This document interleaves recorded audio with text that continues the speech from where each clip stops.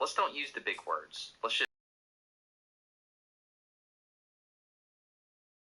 So we've got, go ahead and give yourself an acronym. It's going to go up and down. It's going to move to the right, up and down. And let's think about that function. This is what that's.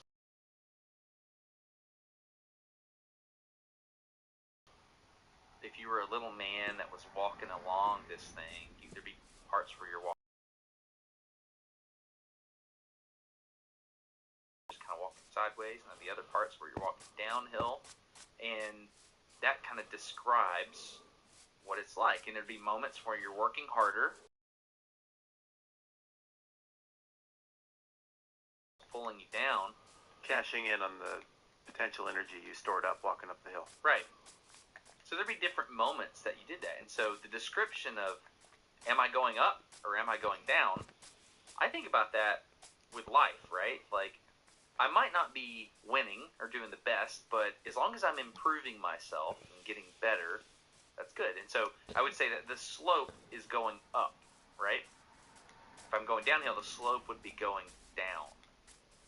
So at any point along this squiggly line, if you could measure the amount of up you're going or the amount of down you're going, then that's what you would call the slope of a line. Like if you got the squiggly line in your head, you draw a tangent to that squiggly line. You know what a tangent is?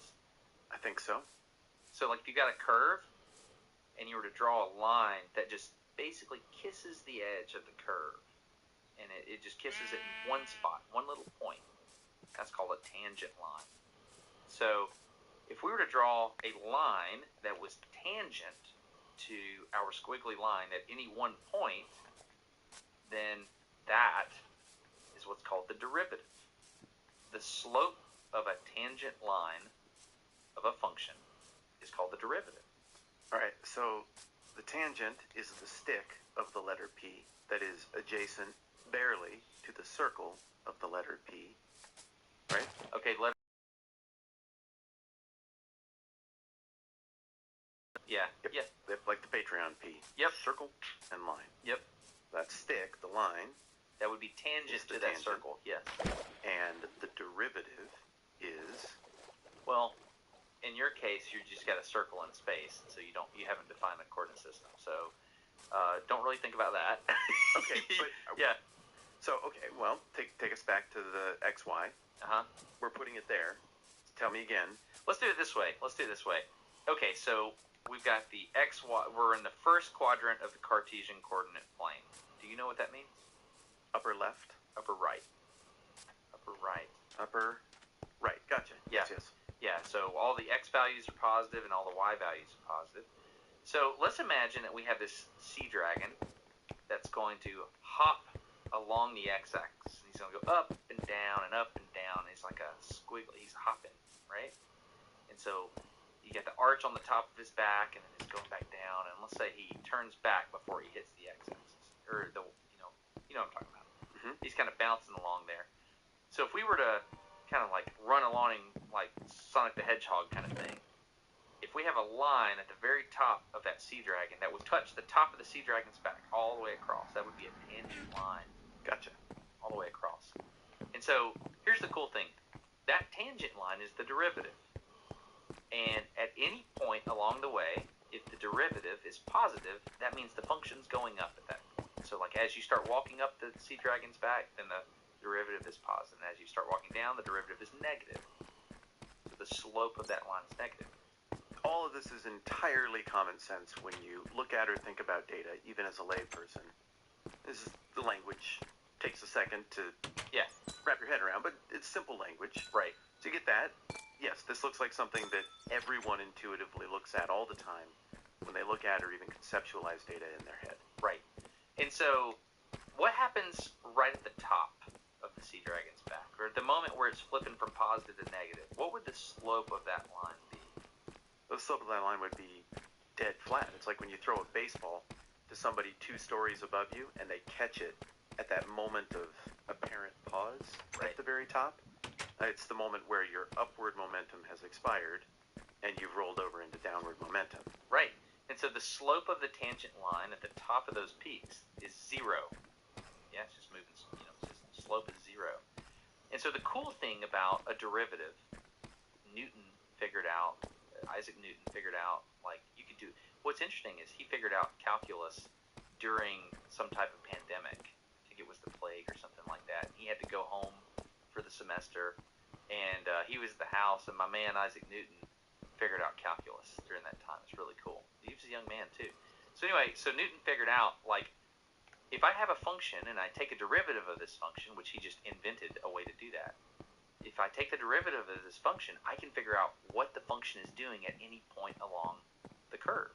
And so, magically, since the derivative is the slope of the tangent line, if you set the, now I know I'm getting more technical here, if you set the derivative equal to 0, and you find out where the derivative is equal to 0, that's going to be all the peaks, the maximum peaks, and that's going to be all the troughs. So everywhere that it changes, it goes up and down.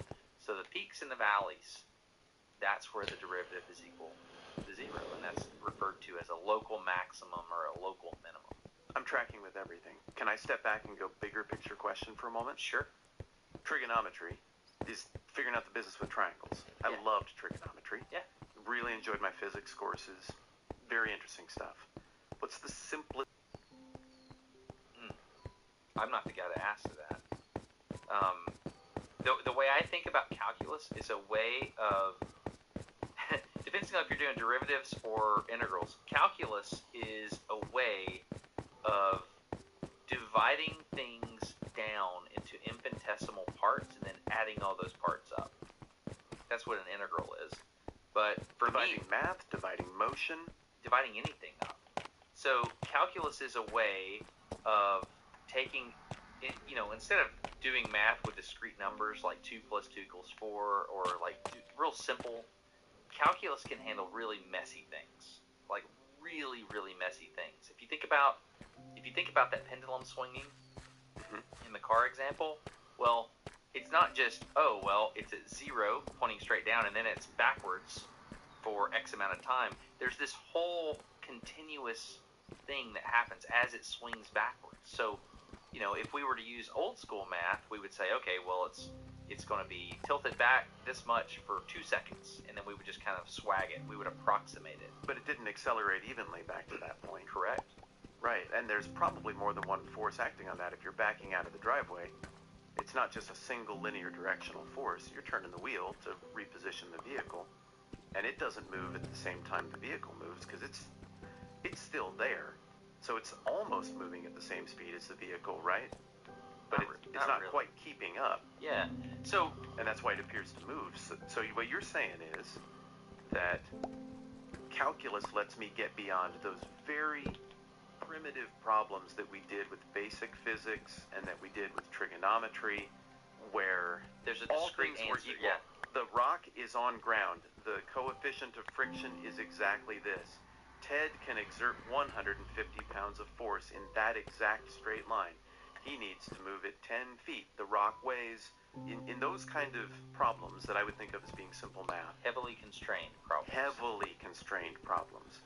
Your John Denver's satanic New Age Dungeons and Dragons crystal. What? I'm referencing 1980s Christian so many words. fundamentalism. So many words. That crystal that's swinging around hanging from the mirror, it defies all of those simple constraints because there's just so much going on. It lets you do math on a continuum. So you're able to add up all the little bitty parts that are so small that you can't do it. So for example, let's think about that. There are ways to do this. On the lead up to calculus, you do all these weird problems like summations and stuff like that. So for example, there's this thing called a Riemann sum. That's a fancy dude. R-I-E-M-A-N-N. A Riemann sum. And so basically, if you were to take a messy curve, and let's say we wanted to add up all of the area under, let's say we have a rectangle in the top right quadrant on the graph. We have a rectangle. You know how to do that, right? You just take the length and the height and you multiply them together. And a squared plus b squared. No, that's something else. But did you say perimeter? No, if you were going to add up the area. Oh, you said area. Yeah. Forgive me. Yeah. So basically, you take the length and the height and you multiply them together, and that gives you the area. Yep, of course. So what do you do if that's a curve? What do you do? Well, I mean, we covered that stuff in geometry, but I don't think we knew why when we learned that in geometry. Not a simple curve, not like a circle, not even an ellipse, but like a weird curve. Glob? Yeah, an amoeba. How do you do a potato? I'll tell you what I would do to figure that out. Yeah. I would get out, I'd blow that up on a photocopier to like a big gigantic scale. I'm not joking. If I had to do it, I'm not joking either. This is how I would do it. I'd take that little diagram, I'd blow it up huge. I would graph it. Like I'd literally draw pencil graph lines over it into pixels where I could calculate the pixel. And then I would go through, and this is where my ability level is at. Then I would add up each easy pixel. Yeah. That is a simple square. That's easy part of the equation. Yeah. Then I would go through and I would try to break the remaining pixels down into triangles that are small enough to accommodate for that curve with almost accuracy. Yeah. I would add those up of the same size, and then I would add the whole thing up, and it would take me hours. Yeah. To do it. And you're right. You just hit on several things. Something called the trapezoid rule. You just hit on several things. And so what a lot of people did early on, they were trying to figure these problems out. They did exactly that. They divided this curve up into a bunch of different rectangles. And so let's say the curve was 10 units long. They would go 1 unit, and then they would draw a rectangle. And they're like, well, the curve, the top of the curve kind of doesn't really hit. I've got this. So they would kind of split the difference and draw the rectangle halfway in the curve, halfway out of the curve.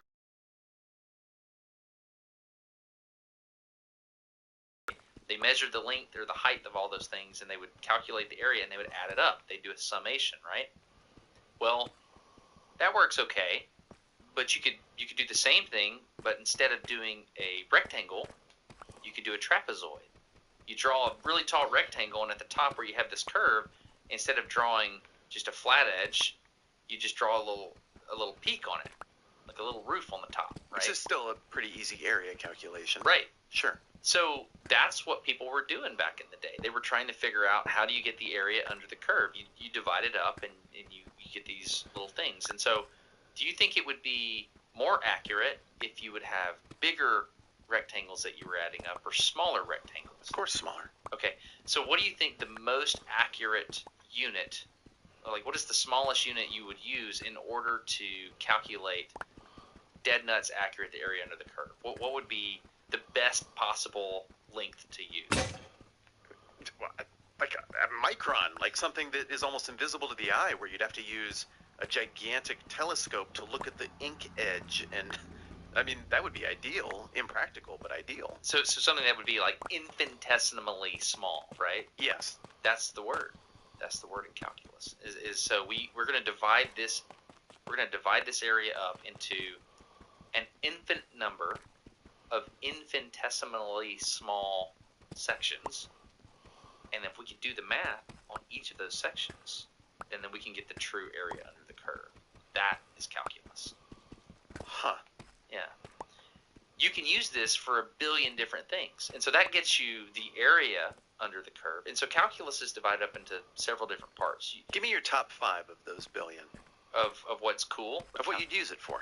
Okay, so if you wanted to calculate, there's a huge area called kinematics, where you want to understand the relationship of velocity to acceleration to position. Like you can use calculus and you can go back and forth from all those, and that gets back to the thing I was describing earlier, the pendulum. This is my favorite example, so we'll go there. So the pendulum example, when you measure the pendulum, you're measuring acceleration, right? Sure. Yes. Yeah. Okay. Well, what I'm doing in my head is I'm trying to get from acceleration back to velocity and then all the way back to position. So here's a really interesting problem. Wait. Okay, just to make sure I'm with you on the terms. Acceleration being how quickly that mass gains momentum, gains velocity. Can we do it this way? Yes. So position is where you are. That one's easy. Okay. If you're changing position between me and you, the amount of time it took me to get from me to you, we can get velocity. That's the change in position with respect to time. Right? Yeah, sure. So if you're 10 feet away, it took me a second to get to you. You're going 10 feet per second. Right. The change in velocity with respect to time is acceleration. Sure. Yeah. So it's just one more step. So all I did. But acceleration isn't always even. You could accelerate to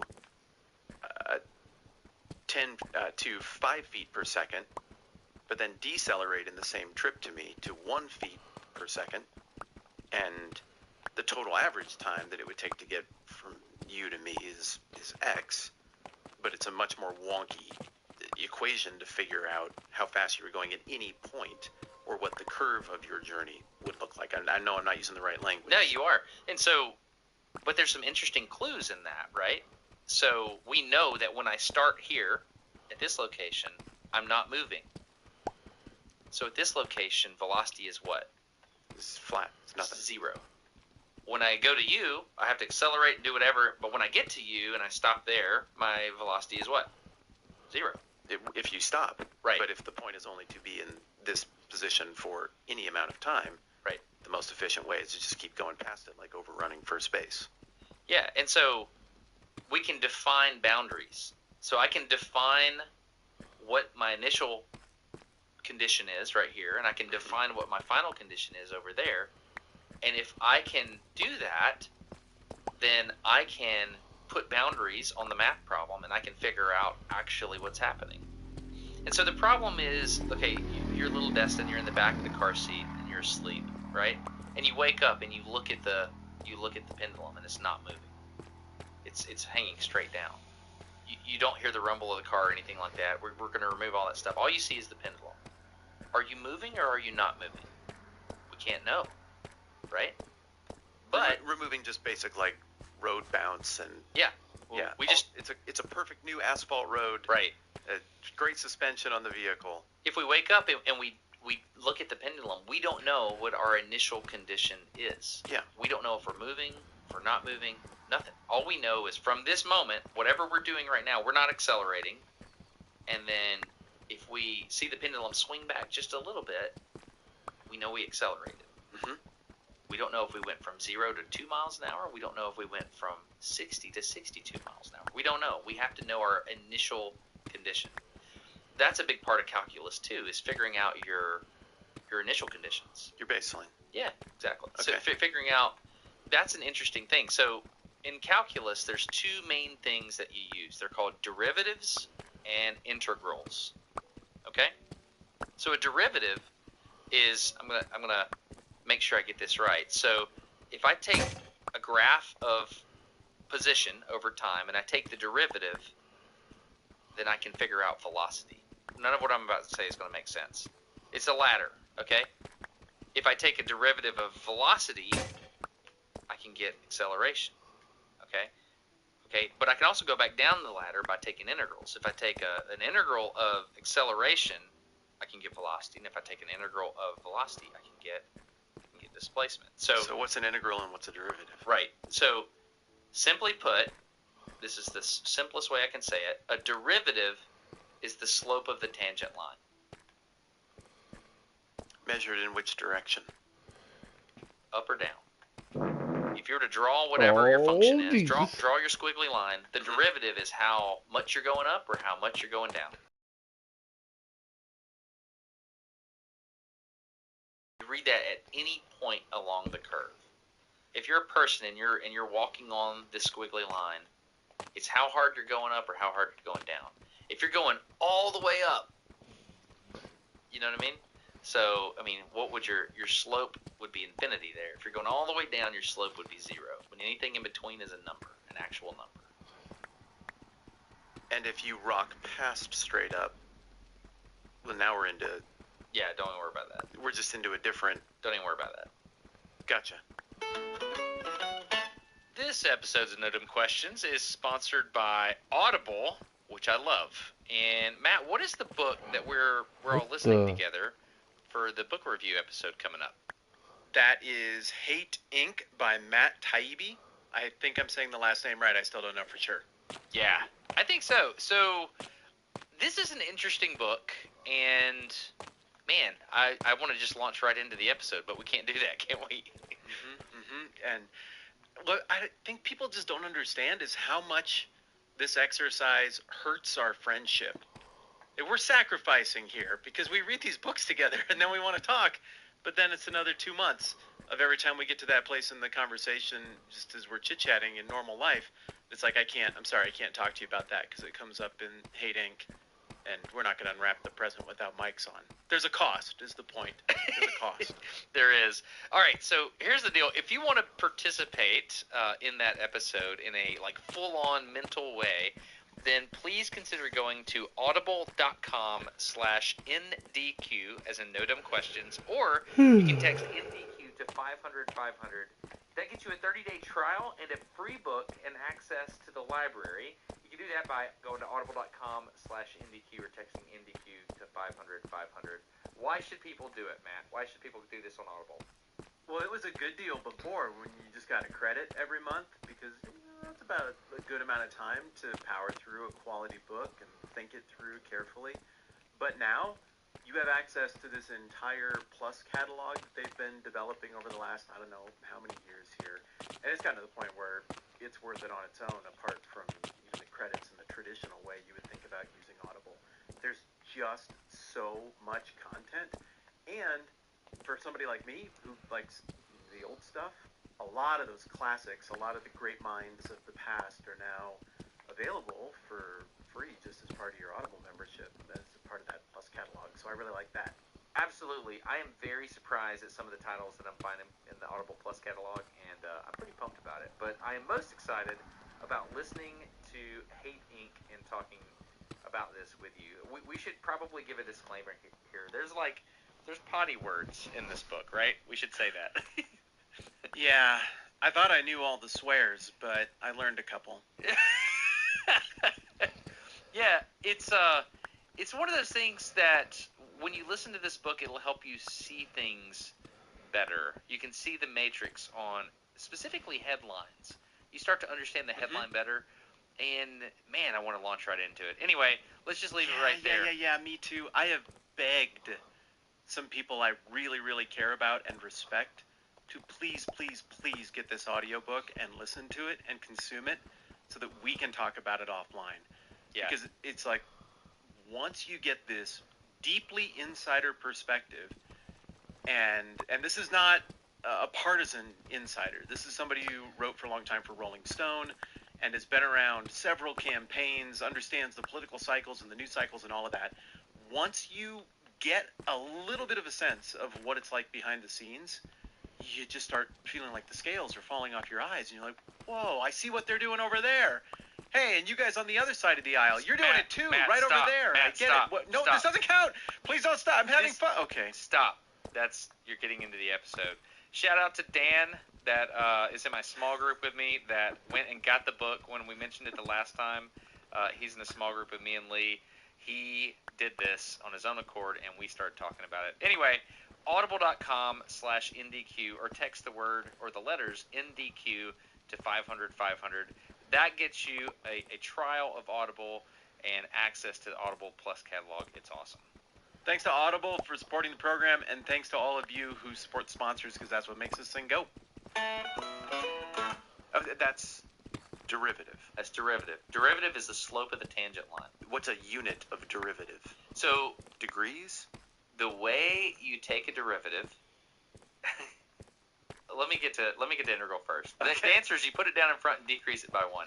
I had this calculus teacher in high school named Coach Booth, Coach William Booth, also the state championship baseball coach, and he had all these little sayings. The way you take a derivative is, let's come up with a simple function: y equals 2x. Okay, y equals 2x. You remember that from algebra? Well enough. So the slope of that line is 2. Y equal mx plus b, so the slope of that line is 2. So y equal 2x, the slope of the line is 2. At any point along that curve, the slope of the tangent line is going to be 2. So sure, what you do to take a derivative is you look at the variables. So we got 2x, and all you do is you take whatever power the variable is raised to. So in this case, x would be to the first power, x first power. Right. All you do is you take that number that's above the x, and you put it down in front of the x, and then you take 1 off of it. So the derivative. I know. Okay, so I got the exponential. Don't worry about. No. Let's not use these words. Okay. Let's do it this way. So y equals 2x. The derivative of y equals 2x is just 2. Okay. Y equals 2x squared is 4. Oh, but you take 1 off of it. Yeah, so it'd be y prime is equal to 4x. So, because we took the 2 from the top of the x square, and we put it down in front and multiply it, and then we took 1 off of the 2 and made it a 1. Yeah? Okay. So, the derivative of y equals 2x to the cubed power, we're going to take that 3, we're going to move it down in front, multiply it by the 2, so it's being y equals 6x squared. Because we took a 1 off the x. Put it down in front, decrease it by 1. Okay, stupid question. Here we go. Why would you not just measure that in degrees, like you do in geometry? What do you mean? I mean, can you look at a derivative and be like, it's that number? I can see the matrix. That's what it is. Well, the beautiful thing about taking a derivative is that now we can figure out the slope of the tangent line anywhere along the curve. We're doing simple numbers right here. So y equals x squared. The derivative of y equals x squared is 2, decrease it by 1, 2x to the first power. 2, instead of x squared, we take the 2, we put it down in front, it'd be 2x to the first power, so just 2x. Derivative of x squared is 2x. Okay? Put it down in front, decrease it by 1. What's the derivative of y equals x to the third power? So put it down in front, so it'd be what? y prime equals... Y prime, is it 9? No. I'm not tracking. Okay, so y equal x cubed. Okay. Got that in your head? Yeah, so we're moving the 3 down. Yep. So it'd be y equal 3x, and then... By 1? Is it 3? I don't understand. I don't understand what we're modifying with the 3. Got it. All right. I just can't. I have to see it. Okay, I'm going to draw this out. This is the third chair is at a disadvantage here. So if I've got y equal x...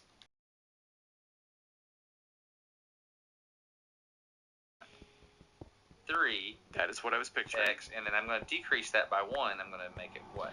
So that's 2. Yeah, so it'd be 3x squared. So we're at 6? No, that's How it. does it work? That's the answer. That's the entire answer. That's the answer. Okay, forgive me. I'm almost with you. I can feel the gears about to align. Uh-huh. So y and x are positional on the coordinates. Yeah. So but we don't know what those are in this hypothetical. Right. But that's how I would. Okay. That's how you figure it out. And so. And the advantage of this. Hold on. I'm so sorry you had to draw it. That isn't fair to the third chair. The point of the exercise was to do it without. Well, let's do this real quick. I want to make sure you have one thing. So if I have y equals x to the 4th power, what is the derivative of that going to be? You can do this now. So that's going to be y equals 4x cubed. Dude, you got it. What's the derivative? Hang with me here. Do this. Well, let's just do one more of those. Y equal x to the 5th power. What is the derivative going to be? Y equals 5x to the 4th. Yeah. Put it down in front. Decrease it by 1. Okay. You got it. Now I'm going to do something weird to you. I'm going to put 2 terms in there. Y equals, ready? X cubed plus x squared. Do I just repeat the process for both? Yep. So y prime. Y equals 3x squared plus 2x. Okay, you can do derivatives now. Okay? Put it down in front, decrease it by 1. That's it. That's all you do. Okay. Okay. And the advantage of this is whereas in my simple geometry class in 8th grade or whenever I did it, I could figure an angle. Blocky shapes. Yeah, blocky shapes.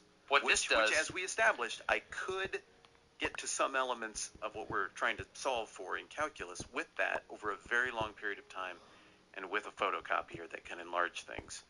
It wouldn't be perfect, but we could get to some of these functions. But what you're saying is, what you can do is you can plug in anything you want now. And I don't have to have the photocopier. Yeah.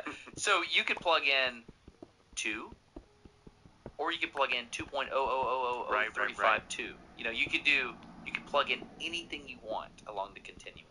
Can I explain what an integral is? Dude, you can sit here and explain this to me all day. Yes. Okay, so nice of you to ask as a social courtesy, but yes, I'm enraptured. Okay, so how do you take a derivative? Tell me that. Put y it down. equals... No, put it down in front and... Take away 1. Okay, put it down in front, decrease it by 1. The way you take an integral is... You put it down in front and you add 1.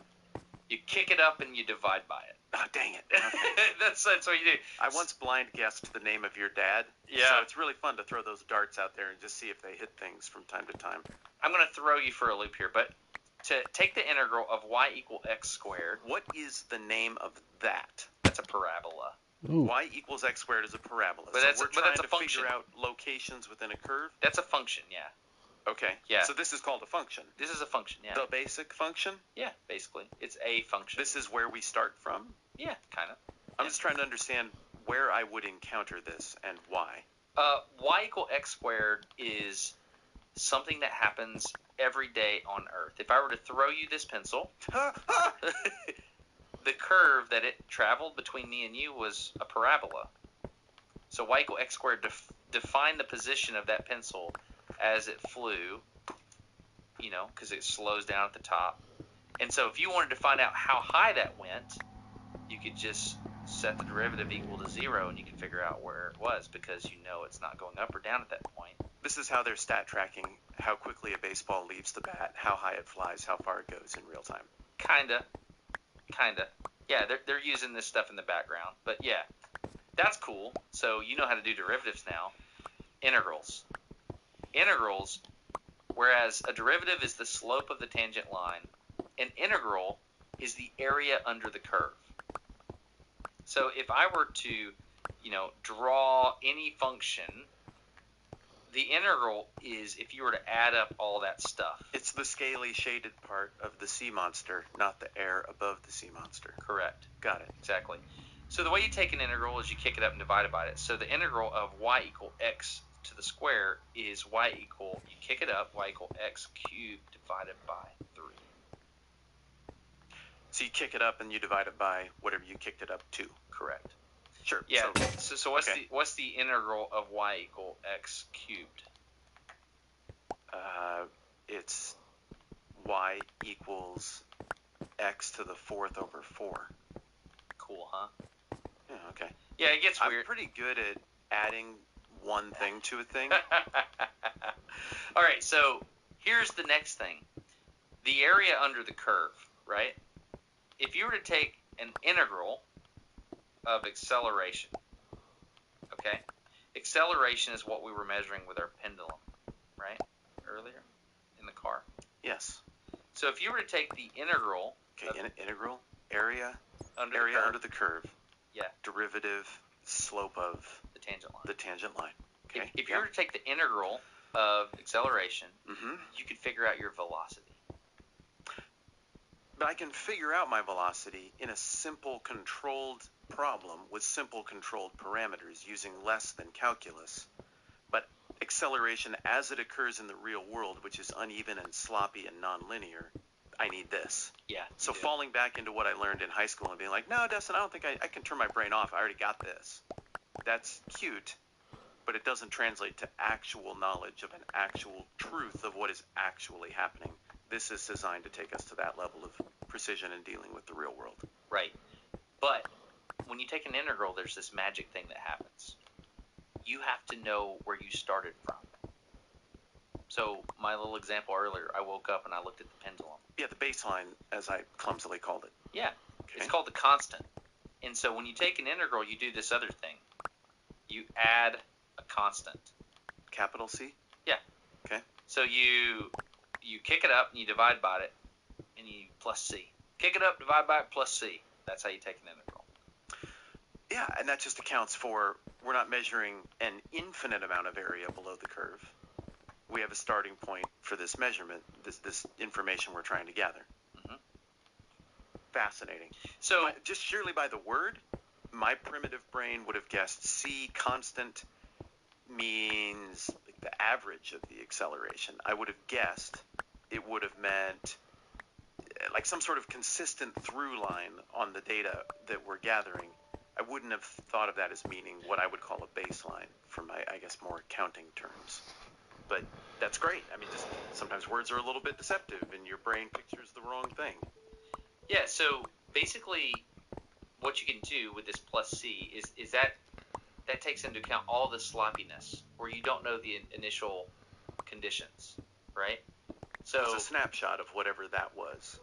Yeah, it's a snapshot, but the C, we're acknowledging like, hey, going backwards, we have to know some initial values. How do you know that? How do I know what? Just simple measurement skills you learn in basic math and science to gather your information about where things started? Yeah, you can do that. Like rulers? In the example earlier, we were talking about, well, I know I started here, and I know I ended up there, so I know my velocity was 0 here and my velocity is 0 there, so you would use those to define the integral. That's called a definite integral, meaning we know the initial values and we can plug those back in and we can get answers to our questions. You were sitting there, so it's 0. Yes. So some of these can be gathered using reason. Yes. Others, you're going to have to get out a stick or something to figure out what you're looking at, I would assume. Yes. Okay. I feel like I have a pretty good understanding of this stuff, but I feel like I'm not a great explainer of these things. Like that was pretty good, man. Well, I mean, the challenge is to explain something that, you know how, I don't know, you probably have these shortcuts in philosophy where you're like, oh yeah, it's like transmonsonism. Except I've never used that word, and Dr. Monson resents you using his name in that example. You know what I'm trying to say? Like, oh, well, there was this shortcut that just did all this stuff automatically, and we're just going to say the shortcut. Yeah, of course. And so what I just tried to do was a very poor job of walking your. I mean, can you imagine? Did it force you to go back out to a more 10,000 foot view of a thing that you use all the time? Yeah. To remember why it does what it does? Yeah, absolutely. Because when you do this stuff, and I mean, I remember, I'm not great with this program called MATLAB. MATLAB just does all this stuff. Like you just like derivative this, blah blah blah. You know, it just does everything easily, and I'm not good at MATLAB. And so I revert to these dumb little ways of doing things sometimes with like Excel spreadsheets. I remember I made this thing one time that shot a rocket down a rope, and I had a certain mass.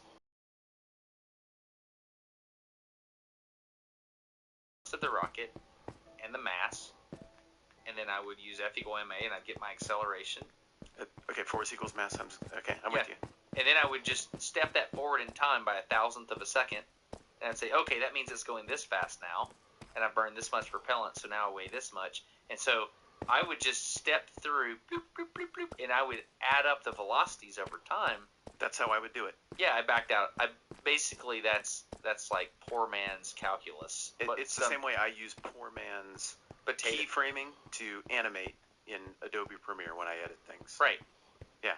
Yeah, you say, I want it to be this at this time, I want it to be that in that time, and this is how I'm going to get there. Absolutely. If I want it to move quicker, I just squeeze the dots closer. Yeah. If I want it to move a little slower, I stretch them out. There's no science to it. I don't know what I'm doing. But I mean, the interesting thing about calculus, if you want to go the speed of light, for example, you don't have to just like melt your whole body into the seat, accelerating super, super quick. It's all about the area under the curve, how long it takes. So if you could develop a rocket that pushes 1 gram worth of force, or one, whatever your unit of choice is, instead of like 1 billion pounds of force, the ideal rocket would be, well, let's just push out the back here at, a few newtons.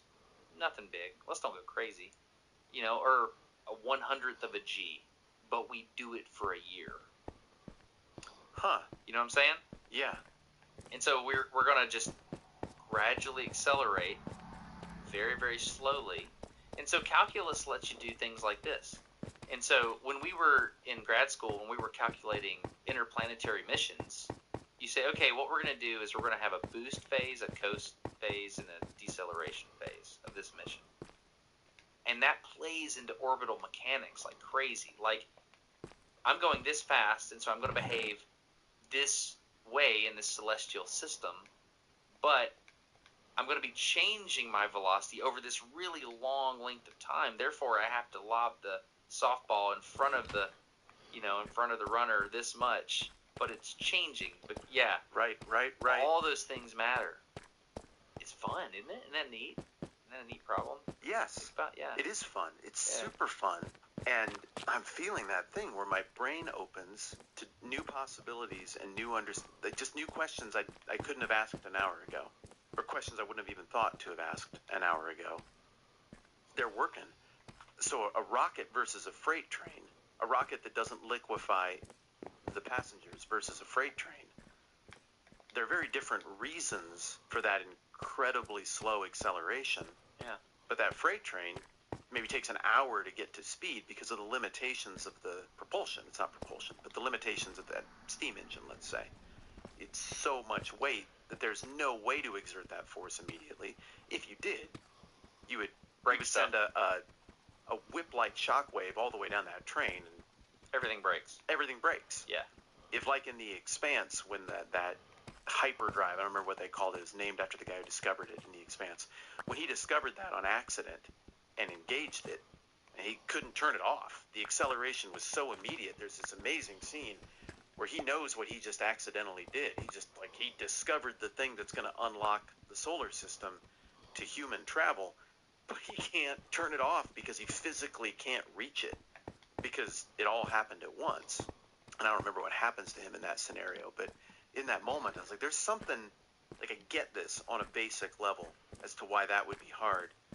But to the person who's really into physics and calculus and these kind of calculations, I bet that scene was much more profound as you watch the dilemma expressed in a very human, emotional way. Don't tell me more about that because I should watch that. Okay. Yeah. So the train has to accelerate slowly because of the limitations of the fact that it's on rails and all this friction acting upon it and weight and all of these different factors. And you can't accelerate it at that rate. The old train, that is. The rocket, we've got to think about that curve and calculate what's going to work on that curve, not just against the limitations of space, but against the limitations of whatever you don't want to come apart, the construction of the vessel, the construction of the human body that's residing inside of this hypothetical vessel.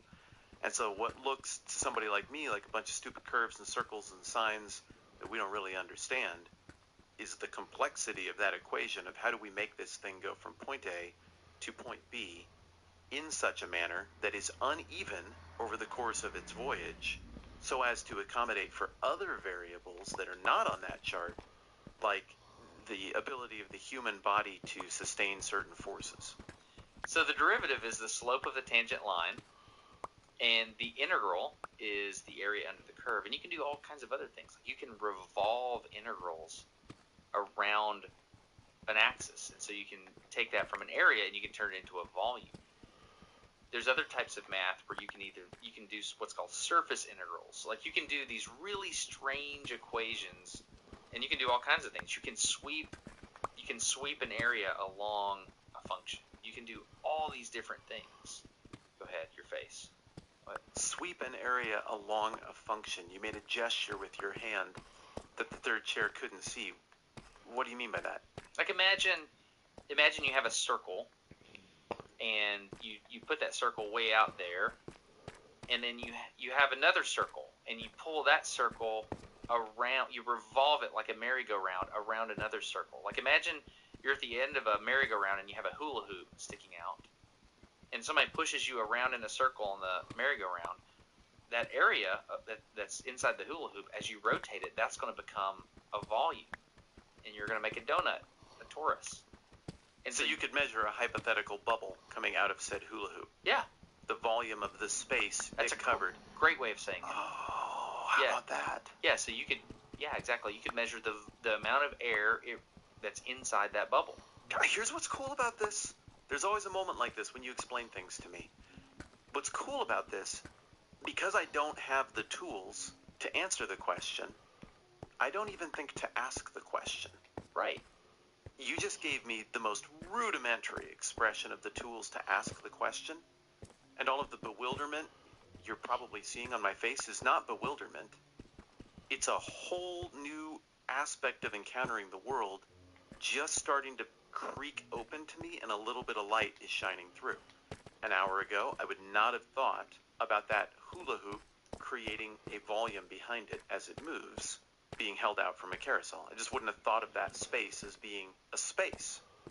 But what you already explained to me was enough to be like, oh, well, like the bubble trailing behind. I don't mistake that for some sort of clever revelation. Everybody who does this thinks in those categories already, but I don't. I'm sitting here musing on why I don't. Why would I not think to ask that question? And eventually I probably would have thought to ask that question or to see that pattern. But I often muse at us looking at a thing together, and there's stuff that you think about or that you wonder about that I just don't see. And then there's other stuff that you wonder about, like tension on cables on a multifaceted power line bracket. And I'm like, yeah, I see that question. I would ask that. But all the things, it occurs to me that you see and I see at the same time, and you bring up an observation, and I say, oh yeah, yep, I get it. I wonder about that too. It corresponds with how much math I've done. And where my math runs out is where my questions run out, and where your questions extend into places that make me shake my head and go, just how would you even think to ask it? Well, calculus is beautiful, and you can use it to uncover the magic in the world. Like, for example, how water flows in a pipe. Like, it's way more complicated than it sounds, and you can use calculus to figure out, like, oh, well, the water in the middle of the pipe is going to move faster than the water on the edge, because the water on the edge is touching the edge, and it's not moving. The water in the middle is moving as fast as it's going to. Same thing in a river. You can figure out, if you can do enough calculus, you can figure out how the vortex sheds off the edge of a butterfly wing. But you can figure out how much. Okay, get this though. The pipe thing you just told me, no idea. You saw the blank look of, oh yeah. So pipes are constantly, oh, weird. The butterfly thing, I don't know. But when you talked about a river, it's like, oh yeah, I know. I know what all that water's doing, top to bottom. I know if I put a beadhead nymph 6 inches below the surface that's dragging through water that moves at a certain speed, I know exactly how far down in the water that's going to go, because I know what feeding zone the trout's going to be in, and I know how many inches below surface on a drag at a certain speed of water I need to be to get into the feeding zone of a trout that size that's feeding in that pattern. So it's there, but again, the only reason I've asked those questions is because I'm trying to accomplish a task, and I'm trying to consider these multifaceted things, including the curvature of my line that is sitting in the water, that is dragging my fly behind it. And if I get it in water moving this fast, I get a curve. I get a physical curve of my green fly line that I know is bad. If I see that curve and there's this much blank space under it, if the integral sucks, I'm not catching a fish on that cast. I need that curve to be shortened, or that means that the speed at the end where the fly is going to be moving at an unnatural rate that will not work for a fish, and I will not get a hit. So I'm going to ask these questions where I have a physical need to or context for it, but I've got a tiny little bit of category just from this conversation for what I've taken years to try to intuit about how water in a river is moving at different speeds depending on depth and obstructions and all of this different stuff, and you just see the world that way. I think it's cool. Your body's really, really good at calculus. We're super good at calculus. You can catch, when you're catching an object, you're setting two equations equal to each other so that the velocities of your hand and the object match at a certain point. So you're setting up a boundary condition, and you're just solving the equations. It's super cool. It's cool. It's cool. Now let me take you one step further. There's this other element of math. It's basically fancy calculus. It's called differential equations. I've heard of this. And so differential equations let you do more interesting things. Like, okay, we're on this rocket, and we're going in this direction, and our propellant burn rate is this. So our mass is getting lighter as we go. So that means we're actually pushing with the same amount of force, but our acceleration goes up because our mass is going down. And so imagine like everything is it's like an unbalanced seesaw, and then you have to. So there were ways and control systems, which uses a lot of dip EQ, where you can like dial back on this one, and you can tune things. Do what's called control